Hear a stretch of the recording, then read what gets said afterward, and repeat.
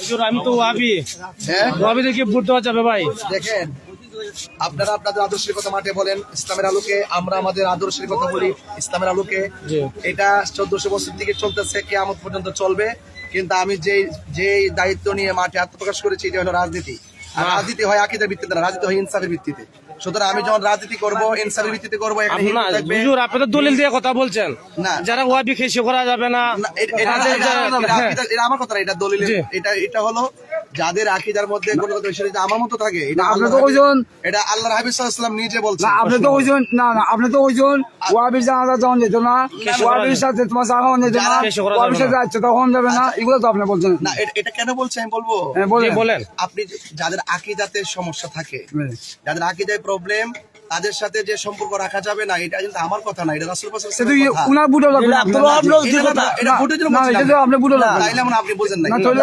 বুটে বেলা লাগবে কিনা হুজুর? একটা আকীদা আর একটা হলো আপনি মনে করেন রাজনীতি যখন করবেন, রাজনীতিবিদ হবে ইনসাফের ভিত্তিতে।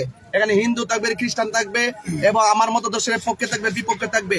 আমি যখন রাজনীতি করব, তখন আমাকে ইনসাফের ভিত্তিতে ধর্ম, বর্ণ, দল, মত নির্বিশেষে সবাইকে নিরাপত্তা দেওয়া হলো প্রতিনিধির দায়িত্ব।